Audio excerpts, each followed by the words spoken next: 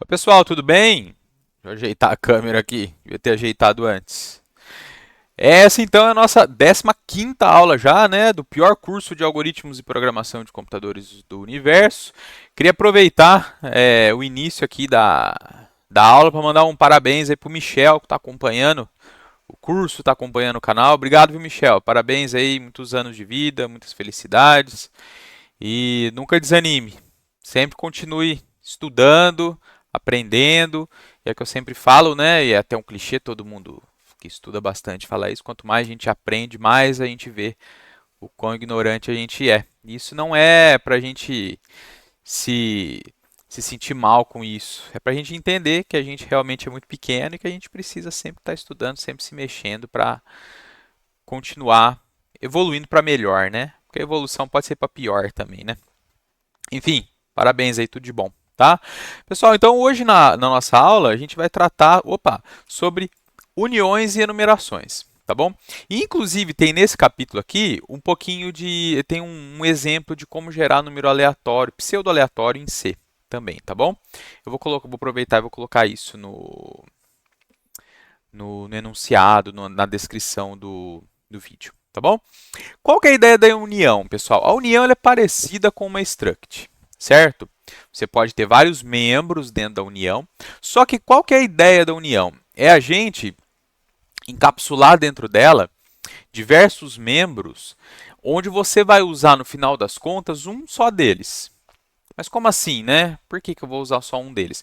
Porque a ideia é você codificar como tipo a união, ou como caso essa união seja membro de uma outra struct, por exemplo, é você codificar uma determinada medida, por exemplo, um determinado atributo daquela estrutura, que ele pode variar dependendo do que a estrutura está representando. A gente vai ver alguns exemplos aqui, vai ficar mais fácil de enxergar.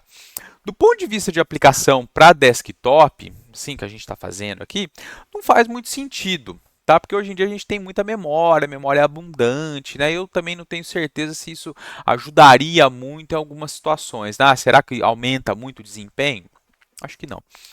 Ao uso de uniões, ele se faz necessário quando a gente está trabalhando com um microcontrolador, quando você está programando para microcontrolador mesmo. Tá? Então você tá desenvolvendo um hardware, alguma coisa, aquele hardware, você tem um compilador C que gera assembly para aquele hardware, então você tem as uniões para fazer isso. A gente vai dar uma olhada aqui o que é, vai ficar mais fácil de entender.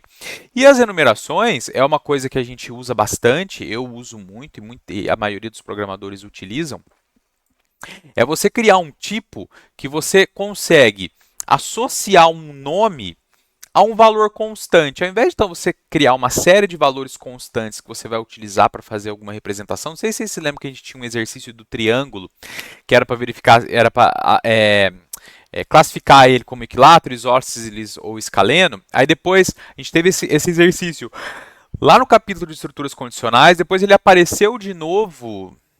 Agora, não sei se foi na aula anterior, na aula passada, ou se foi na outra, poucas aulas atrás, na verdade, onde a gente retornava um valor para representar o que era aquele retângulo, então, aquele triângulo, desculpa, se era isósceles, equilátero, escaleno, ou se não era um triângulo, né? Você passava os valores para uma função, acho que foi no capítulo de funções, na aula de funções.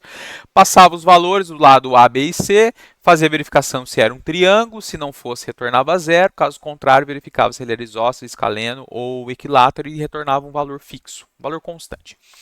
Bem, essa abordagem de você retornar um valor explícito, ela é um pouco problemática, porque se por algum motivo você vai lá e mexe nesse código e tem pessoas que estão usando aquela tua função, você meio que quebra a funcionalidade dela. Porque, por exemplo, não quero mais que agora o triângulo escaleno seja 3, eu quero que ponha 10 no valor, ou 30.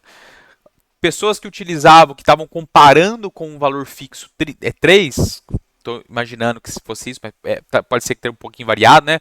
Não lembro exatamente o valor, poderia até procurar o exercício, mas acho que não precisa. A pessoa teria que mudar o código dela.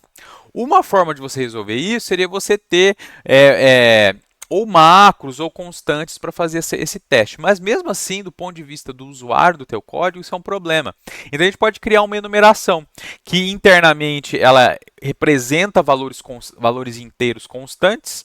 A gente pode até inicializar ela com valores se a gente quiser. Tá? Só que no final das contas isso não vai fazer diferença, né? Só se a gente quiser usar de algum artifício, alguma alguma malandragem na programação para a gente se aproveitar desses valores que a enumeração está no momento.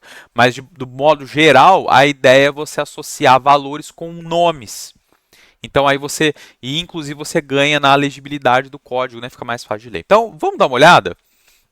Eu, assim como eu estava fazendo nas outras tenho feito nas últimas aulas, eu vou direto aqui para o exemplo, tá bom? Então, deixa eu aumentar um pouquinho aqui o código. Estou olhando aqui para ver se está bom. Tomar um golinho d'água. Olha lá.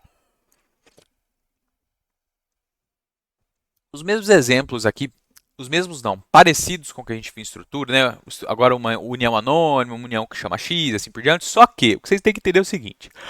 Quando você define uma união, todos esses membros dela não vão existir todos os membros, só vai existir o maior deles. Aqui, maior que eu falo, que ocupa mais memória. Tá? Então, por exemplo, aqui eu tenho 3 inteiros. Na verdade, essa união, do ponto de vista de memória, ela vai caber um inteiro só nela. Só que você vai escolher se você vai usar o A, o B ou o C. Tá bom? Tanto é que a inicialização, vejam, a gente só inicializa um. Olha, na linha acima, só é permitido inicializar um membro. Tá bom? Outro exemplo aqui, união X. Outro exemplo aqui usando o type def. Eu tenho então um número, ele pode ser inteiro ou ele pode ser decimal. Certo? Se for o inteiro, eu vou usar esse membro. Se for decimal, eu vou armazenar esse membro aqui. É um exemplo. Tá? Agora aqui um exemplo mais robusto, vamos dizer assim, né? Item do catálogo. Então imagina que você tem um sisteminha de venda, que você tem itens lá cadastrados, né? Que você vai poder vender. E aí você tem lá, ó, o identificador do item, o preço do item, o tipo do item. Você poderia ter o nome do item também, aqui, enfim. O tipo do item, a gente vai precisar desse atributo, e aqui ele ainda está codificado de uma forma meio problemática, porque a gente está associando ao inteiro. Aqui seria legal usar uma enumeração. A gente vai ver o exemplo da enumeração fazendo exatamente isso.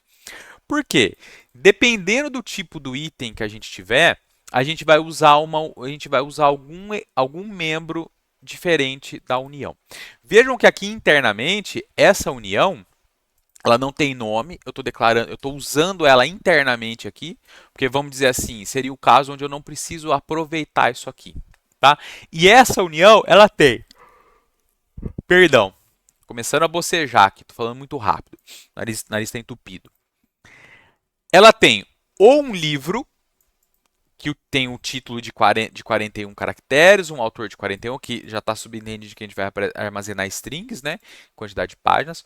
Ou esse item do catálogo ele pode ser uma caneca, ou o item do catálogo pode ser uma camiseta. Dependendo do que eu for utilizar nessa união aqui, se eu vou usar o livro, se eu vou usar a caneca ou se eu vou usar a camiseta, que chama item aqui, eu vou ter que associar um valor diferente para esse tipo do item. Por quê? Na hora que eu for fazer a consulta de que diabo de item de catálogo que é esse, eu preciso saber de que tipo que é que eu armazenei para eu acessar a struct correta que está dentro dessa união aqui que chama item. Tá bom? E aqui alguns exemplos de funções da mesmos moldes que a gente viu na parte de estrutura, tá? Com ponteiro, sem ponteiro e assim por diante. O que tem que guardar? União é igual a uma estrutura, só que o tamanho dela é sempre igual ao maior dos membros. E a gente só pode usar um dos membros, tá bom? Então aqui as inicializações, eu vou passar um pouco mais rápido aqui e vou mostrar agora de fato o item do catálogo. Então olha lá o item do catálogo, o identificador dele é 104, por quê? Porque eu quis colocar 104, tá bom? Mas poderia ter um nome aqui ou alguma outra coisa do tipo. Por que não tem o nome? Porque o nome está vindo do item, tá? Então o identificador dele no meu sistema é 104, o preço dele é 60 reais. Está bem longe, né, do preço aqui. Se vocês olharem o livro C Programming a Modern Approach, ele é bem mais caro que isso. O tipo do item é 1. Então, eu estou associando aqui, quando eu uso livros no meu item, o tipo é 1. Quando eu uso canecas, o tipo é 2. E quando eu uso camisetas, o tipo é 3. Tá? Então, o tipo 1 é o livro. Então, eu preencho aqueles membros do item que estão dentro do livro, ou seja, esses aqui. O tipo 2 é a caneca. Então, estão vendo? Se eu usei o livro aqui, eu não posso acessar agora item.caneca, porque ele vai falar, opa, ou você preenche o livro, ou você preenche a caneca, ou você preenche a camiseta. Tem que escolher um dos três, porque é uma união. tá bom? E faz sentido, né? Se você tem um item do livro, ou ele é livro, um item do catálogo, ou ele é livro, ou ele é caneca, ou ele é camiseta, aqui no nosso exemplo, né? O item do catálogo 2 é uma caneca. Como que eu sei que é uma caneca? Porque eu estou vendo aqui, lógico, só que do ponto de vista lógico, ou do ponto de vista mais semântico aqui, o sentido do nosso programa, o item de número 2 é quando é caneca. E o item número 3 é camiseta. Então, estou preenchendo aqui aqueles atributos. Tudo bem? E aqui, tipo 4 é justamente para mostrar para vocês que esse tipo aqui não vai existir. Tá bom? Estou preenchendo aqui os valores. Não precisava nem preencher, na verdade, mas é só para mostrar que se tentar acessar isso aqui não vai funcionar. Aqui agora, acessando valores da união anônima, barará, barará, e aqui as funções de impressão. Onde que eu vou destacar aqui para vocês? É imprimir item do catálogo. Então, item do catálogo mostra... Então, está entrando um ponteiro aqui para o item do catálogo, que é chamado I. Mostra o identificador e o preço dele, pula uma linha. E aí, dependendo do tipo, se for tipo 1, eu posso acessar o livro. Se for tipo 2, eu posso acessar a caneca. Se for tipo 3, eu posso acessar a camiseta. Caso contrário, tipo desconhecido. Inclusive, se a gente fizer aqui sem querer, isso não tem validação nenhuma do compilador. Você tem que tomar cuidado com o que você está fazendo. Por exemplo, você sem querer falou que esse aqui é tipo 1. E aí você tentar acessar o livro, você pode, dependendo de como você está acessando, talvez você até consiga acessar um atributo ou outro. Porque no fundo, a gente tem que olhar desses 3 aqui, ó. Esse que tem 2 arrays, então eu tenho 82 caracteres mais um inteiro. Esse aqui eu tenho 41 caracteres. E esse aqui eu tenho 41 mais 4, que dá 45, mais um inteiro da cor. Qual dos 3 que é maior? Esse cara aqui é maior. Então, toda instância do item do catálogo que for criada, ela vai ter na memória, a parte alocada para armazenar essa união, algo desse tipo aqui. E aí, dependendo do que você usa, aí ele vai acessar o elemento aqui apropriado. Outra coisa, não é tão simples assim. Tá? Eu estou dando uma perspectiva do ponto de vista de programador, que a gente está mais preocupado em utilizar.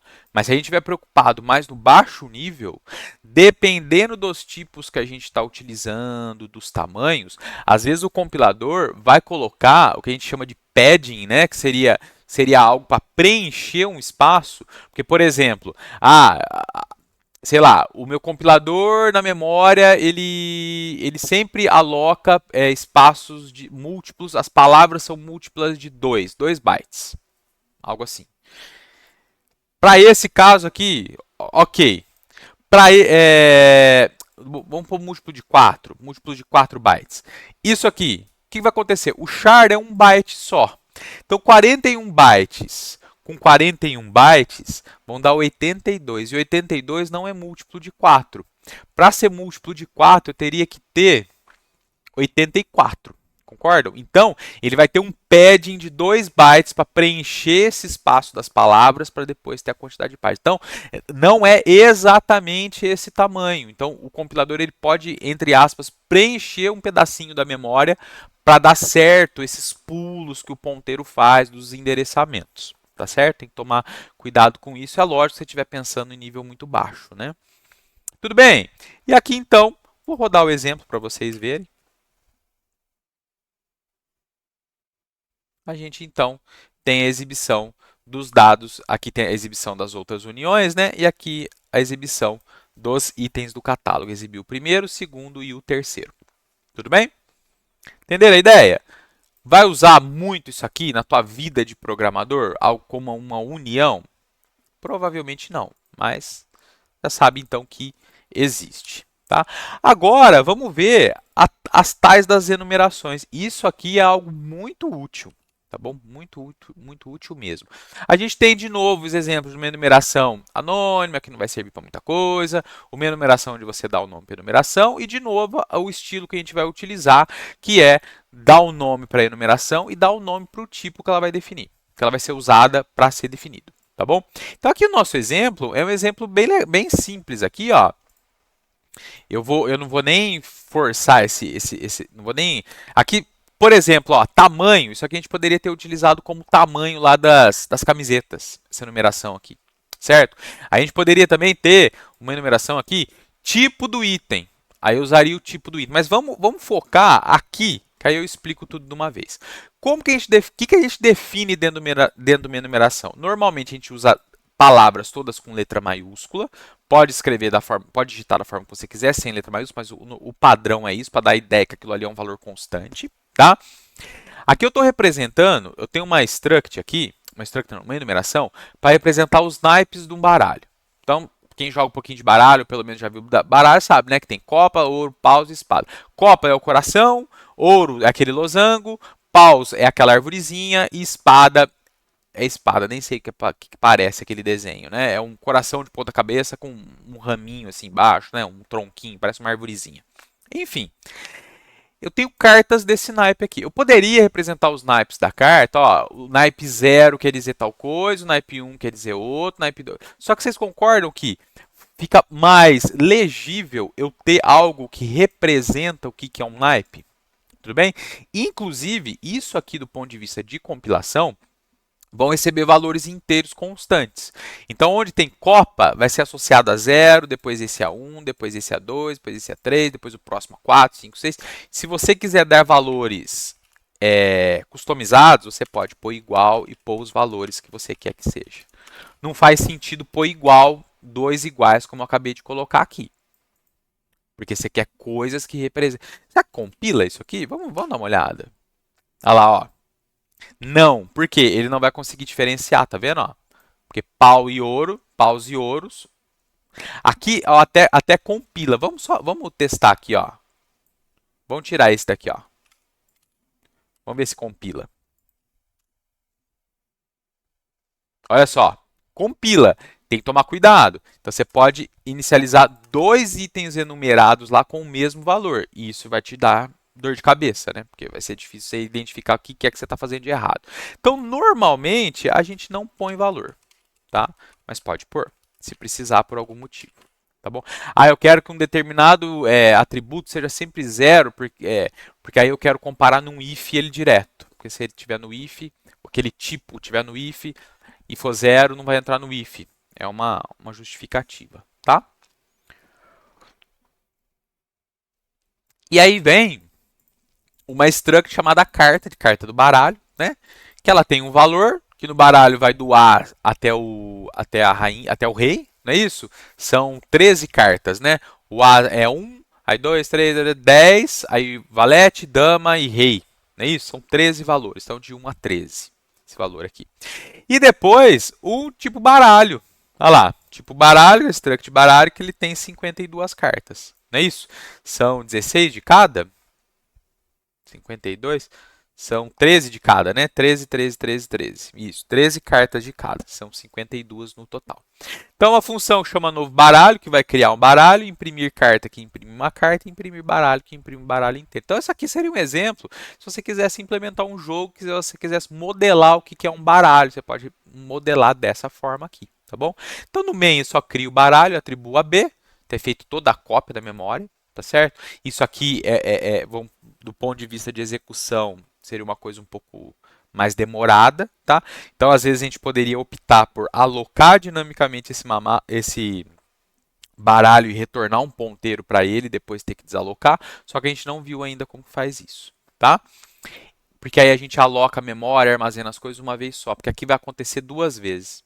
Vai armazenar tudo na pilha, no stack frame, vai fazer, depois vai mandar uma cópia para o main de tudo aquilo. Então isso é custoso. Se isso aqui ficar acontecendo muitas vezes durante a execução do teu programa, pode ser que dê uma sobrecarga no desempenho. Tá? Mas no nosso caso aqui não tem problema nenhum. Então cria o baralho, imprime o baralho. O que a função novo baralho faz? Olha lá. Eu tenho um baralho B, que eu estou criando aqui.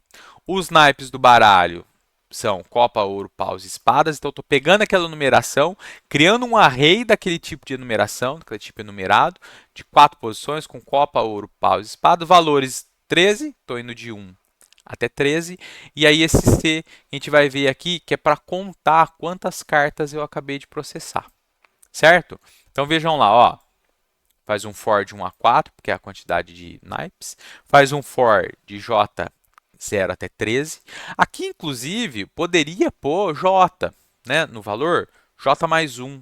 Tá? Só que eu optei por deixar dessa forma para ficar mais didático, para vocês entenderem o que está acontecendo. Tá bom? Aí o naipe, eu pego o naipe do i. Se o i está em 0, eu estou criando as minhas 13 cartas do tipo copas. Depois eu estou criando minhas 13 cartas do tipo O, depois paus e espadas. E esse C é justamente para pegar a posição do baralho que eu estou preenchendo. Tudo bem? Poderia fazer uma coisa aqui, inclusive, que seria usar o i e o j e algum valor para multiplicar eles. O próprio i, a gente poderia fazer. Eu acho que eu vou mais gerar confusão do que ajudar a fazer. Eu não vou falar o que a gente poderia fazer, não. Na hora que a gente for falar de alocação dinâmica de memória, isso vai aparecer. Aí eu falo lá, e se eu lembrar, eu lembro isso aqui. Outra coisa, eu peguei um exemplo também de uniões no Stack Overflow em português. Eu não gosto muito do Stack Overflow em português, não. Eu prefiro o inglês, mas eu peguei uma definição de união, um exemplo, na verdade, de união lá, que eu achei muito, muito, muito bom. Tá? Eu acho que o menino ele dá um exemplo relacionado a peso. Então, a mesma ideia de você ter alguma coisa que você vai vender, por exemplo, um produto no mercado, mas, por exemplo, você tem produtos que você vende por unidade, sempre tem produtos que você vende por peso, tem produtos que você vende por fardo. Aí ele dá o exemplo e ele explica textualmente, está bem didático, eu vou colocar o link na descrição, tá bom?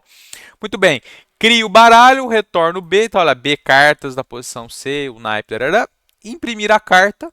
Então, a função para imprimir a carta. Se o valor da carta for 1, ele imprime A. Se for 2, ele imprime 2. Blá, blá, blá, blá. Se for 11, J. Se for 12, o Q. Se for 13, o K. Né? O valete, a rainha e o rei. E aqui, dependendo do naipe da carta, ele põe C, ou A, ou P, ou E. Tudo bem? Aqui ele ainda está acusando o erro, mas acabei de salvar aqui o arquivo, ele parou de acusar, tá? E mostra a carta e o imprimir o baralho usa imprimir a carta e imprimir o naipe. O imprimir a carta que imprime o valor da carta e o naipe. E então, se eu executar, eu tenho isso aqui, ó, meu baralho, certo? As de copas, 2 de copas, 3 de copas, 4 de copas, 5 de copas, 6 de copas, 7 de copas, blá, blá, blá, até o K de copas. Depois eu tenho A de ouros, blá, blá, blá, blá, blá. Tudo bem? Não serve para muita coisa esse exemplo, né? Mas serve para você pensar na modelagem do baralho. Mas a partir disso agora, você consegue, inclusive, implementar um jogo de baralho. Por exemplo, modelei o baralho, modelei os naipes, tenho o baralho, agora eu quero implementar, por exemplo, um jogo de truco. Então você vai ter que implementar, embaralhar o baralho. Ó, como que embaralha o baralho? Embaralhou. Aí você dá 3 cartas, eu não lembro exatamente, né? Vou jogar em 4. Uma carta para cada um. Tem alguém que corta, que pega a carta, não é isso? Então dá para você implementar o jogo pensando nisso, tá? Aí, pensando nisso, de implementar o processo de embaralhar, eu coloquei aqui para vocês um exemplo, caso vocês tenham vontade de fazer algo do tipo, de geração de número aleatório, tá? Na verdade, é pseudo-aleatório, porque é um processo determinístico esse algoritmo aqui, tá? Dependendo da entrada, que normalmente essa entrada é a semente aleatória que a gente chama, dependendo da semente, ele sempre gera uma determinada ordem de números, entre aspas, aleatórios. Por que a gente tem a impressão que a cada vez que o programa executa, na verdade a gente tem a impressão, não é que tem a impressão que realmente gera um valor diferente, mas porque cada execução tem um valor diferente? Porque aí a gente varia a semente. Uma forma de variar essa semente aleatória é usando o tempo atual da máquina, o horário que a máquina está no momento. Tudo bem? Mas assim, se a gente pensar que existe uma máquina do tempo, se a gente puder voltar no tempo e rodar aquele algoritmo exatamente no mesmo tempo, os números aleatórios que vão ser gerados em determinada ordem vão ser os mesmos, tá certo? Então, por isso que é pseudo-aleatório, depende de uma fórmula, tá? É um método numérico mesmo para gerar esses valores dependendo de uma semente. Como que a gente faz isso em C? Eu coloquei aqui caso vocês queiram implementar, por exemplo, um jogo de baralho. Na Raylib tem uma forma ainda muito mais simples de fazer, tá? Mas se você quiser fazer em C puro, aí uma forma é essa, tá? Que eu vou mostrar aqui para vocês. Deixa eu ver qual é o nome do arquivo. Rand. Rand.c. Olha lá. Alguns tipos de programas, jogo, por exemplo, tem uma historinha aqui, depois você dá uma lida. O que você tem que fazer? Primeira coisa, você tem que dar um include nesse time.h aqui. Time.h é o cabeçalho necessário para realizar a semeadura do gerador de números aleatórios. Tudo bem? Como que você faz? Criei uma função aqui que chama rand de intervalo, um valor inicial e um valor final. Então você passa um valor de início e um valor de fim para essa função rand de intervalo que a gente vai ver a implementação dela. Ele vai retornar um número aleatório, entre aspas, nesse intervalo de início a fim, incluindo início a fim, intervalo fechado. Tá? O que a gente faz? Primeira coisa, a gente tem que usar essa função que chama srand. S é de seed. Seed de semente, tá? Então, a linguagem C usa as funções srand e rand para gerar números inteiros pseudo-aleatórios ou pseudo-randômicos. Ambas são definidas no cabeçalho stdlib. A função srand é usada para semear o gerador de números pseudo-aleatórios. Caso ela não seja invocada ou seja invocada com valor fixo, a ordem dos números gerados será sempre a mesma. Então, por exemplo, se você não chama srand e você roda o teu programa, a ordem dos números aleatórios que vai ser gerado vai ser sempre a mesma. E às vezes isso é bom quando você quer depurar um programa. O teu programa depende de aleatoriedade, só que você quer ficar vendo se está funcionando com uma ordem específica, uma ordem fixa, vamos dizer assim, de números aleatórios. Sempre que eu falar aleatório, estou falando de pseudo-aleatório, tá? Então, você consegue colocar uma semente fixa, ou você não chama um srand. Aí, a partir do momento que o teu programa vai funcionar de fato, você precisa desses números aleatórios, aí você usa o srand com o tempo do sistema. Então, como que faz? Srand, time, aí dentro do srand a gente usa a função time e passa null para ele, tá certo? Null, olha lá. Passando null como parâmetro, o que retornar um valor que representa o tempo atual do sistema. E aí, a gente usa após a semeadura, cada invocação a rand gerará um número pseudo-aleatório do intervalo de 0 a rand max, macro definido na stdlib que expande para o inteiro. Esse valor é dependente da implementação, mas a garantia é que seja no mínimo de 32.767. Tá? Isso aqui é só para mostrar para vocês qual que é o rand max. Vamos rodar aqui para a gente ver o que aparece. Olha lá. Nosso rand max é 32.727, igual está garantido na implementação, tá? E aí a gente gera 10 números aleatórios aqui, então eu vou de 0 até 9, né? Que, usando o rand só, a gente pega o resto por 20, porque aquele número, esse número aqui, a gente pega, se eu quero gerar no intervalo de 0 a 19, eu pego o resto da divisão inteira por 20, porque isso aqui vai me retornar restos 0 até 19, né? Se for múltiplo de 20, retorna 0. Se não for, vai retornar o resto. E aqui tem o uso da função rand intervalo, que a gente passa o início e passa o fim. Como que ela está implementada? Bem simples, olha lá. O início mais o rand pode retornar um 0 no múltiplo, né? Então, se você põe o 0, vai ser o valor inicial. E rand de fim menos início mais 1. Então, se o fim é 10 e o início é 5, 10 menos 5 é 5, mais 1 é 6. Vai me gerar restos de 6, que vão variar de 0 até 5. Só que eu não quero gerar aleatório de 0 a 5, eu quero gerar aleatório de 5 a 10. Então, eu somo o início, que é 5. 5 mais o aleatório de 0 a 5 vai me dar 5 até 10. Por isso que essa rand intervalo está implementada dessa forma aqui. Tudo bem? Então, essa é a geração de números aleatórios. Vamos dar uma olhada no exercício? Eu acho que tem um exercício só, então eu não vou fazer ele, tá? Eu vou deixar para vocês treinarem, porque senão também, né, perde a graça. Qual que é a ideia? Considere esses tipos aqui. Typedef é num tipo da forma, um ponto e uma forma. Essa forma, ela pode ser um retângulo ou um círculo, certo? Como que você vai saber se a forma é retângulo ou círculo? Vai ser esse membro aqui que chama tipo, que é do tipo forma. Onde que eu tenho o centro daquela forma. E aí eu tenho uma união, que eu represento ou a altura e a largura, caso ele seja retângulo, ou o raio, caso ele seja o quê? Um círculo. Tudo bem? E esse cara aqui chama geom, parte geométrica. Tá? E aí você escreve um programa que lê os valores de um retângulo de círculo e calcule suas áreas, que os mova, que os redimensione e que imprima os seus dados. Para isso, implemente as funções calcular área, mover, redimensionar e imprimir forma. Dependendo do tipo, dependendo do tipo da tua forma, você tem um if ou um switch, função vai ter que se comportar de forma... Oh, meu Deus do céu, perdi aqui, peraí. Pulei muito, tô no 11. Isso. A tua função vai ter que decidir o que tem que fazer, tá bom? Então, olha lá. Entrou o dado do círculo e do retângulo e do círculo. E aí, após a criação mover em, após mover redimensionar pelo fator 2, então tudo isso você vai fornecer como entrada.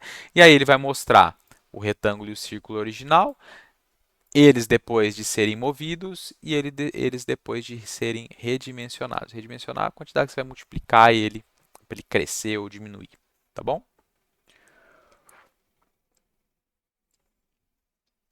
Beleza, tem que implementar então isso aqui no exercício. Uma coisa que eu esqueci de falar, que eu na verdade eu mostrei, mas eu não falei, calma, é que os tipos enumerados a gente usa eles no switch. Estão vendo? Estão vendo que legal que fica? Aí ao invés de você ter aqui 0, 1, 2, 3, coisas que não fazem sentido talvez para quem for ler o teu código, ou preso para você daqui um tempo vai ficar difícil de entender, você usa os tipos enumerados aqui, ó, os valores da enumeração, porque fica mais legível o que é que você está fazendo. Tudo bem? Pessoal, essa aula é uma aula um pouco mais rápida, né? Hoje eu pretendo gravar mais duas. A próxima aula eu vou falar de organização de código. Como separar o nosso programa em mais de um arquivo, ao invés de ter um arquivo só, com todo aquele caminhão de coisa enfiado num lugar só. A gente ganha com organização isso, né? A gente ganha com modularidade e organização. Vou mostrar para vocês como fazer isso. Tudo bem? Então é isso aí, pessoal. Muito obrigado aí, espero que vocês estejam gostando do curso. A gente está chegando no fim. A parte principal já foi, né? Agora a gente vai estar vendo coisinhas a mais aí para a gente fechar um conjunto maior de funcionalidades aí da linguagem C para a gente ter, pelo menos conhecer eles, né? Aqui nesse caso, na aula de hoje, a enumeração é uma coisa muito útil, tá bom? Então, falou, valeu e até mais.